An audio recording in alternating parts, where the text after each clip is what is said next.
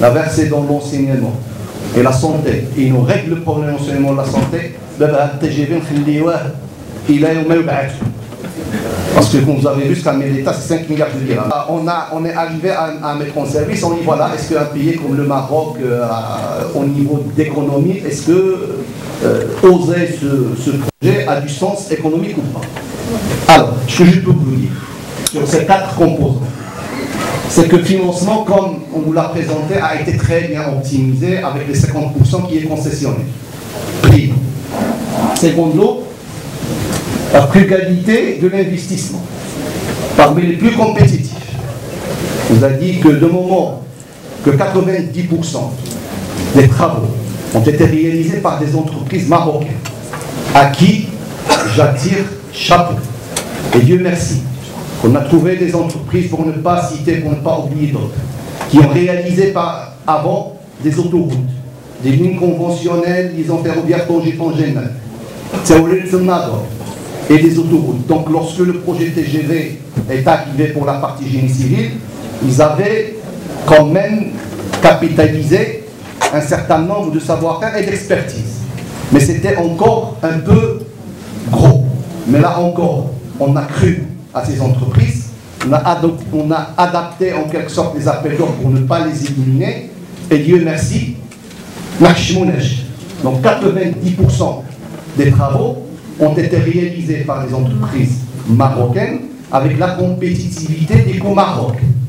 Et donc, comme le génie civil présente, comme vous avez pu le constater, à peu près 60% du coût, c'est ce qui rend le coût au kilomètre très compétitif par rapport à ce qui est observé en Europe. أولاً قبل ما نتكلموا على التعريفة قلنا كنذكروا على منظور جديد ديال السفر. دونك منظور السفر، هذا المنظور السفر قلنا كيبدا ملي كيجي الزبون للمحطة. الزبون عنده من الإمكانية أنه يقتني التذكرة ديالو عبر الإنترنت، وفي التالي غيتفادى أنه يدوز ياخذ التذكرة ديالو. إذا ما خداش التذكرة ديالو وجا للمحطة، عنده بطبيعة الحال الإمكانية ديال ديستريبيوتور اوتوماتيك، داكوغ، ولا عنده انه يمشي للمكان ديال بيع التذاكر.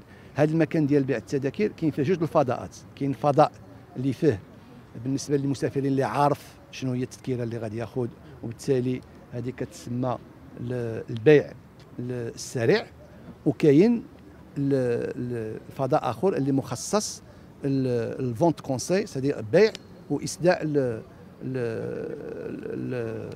نقولوا اسداء النصيحه ولا باش توجه المسافر على حساب شنو هو انجع وانسب تذكره بالنسبه للاحتياجات والحاجيات ديالو.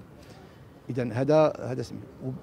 من بعد بحكم بان غيكون هناك حجز مسبق ديال التذكره، وكل تذكره لا ديال الدرجه الاولى ولا الدرجه الثانيه غيكون فيها الرقم ديال التذكره. فكاين على يمكن لكم تلاحظوا دابا ملي تدخلوا محطه طنجه ان الارصفه هي معلمه بديزون كتمشي من ا حتى ل باش ان كل مسافر انه يجي بالمقابل للعربه ديالو باش يطلع على العربه اللي عنده في التذكره ديالو، باش يمشي ديك الساعتك للمقعد، رقم المقعد اللي عنده في التذكره.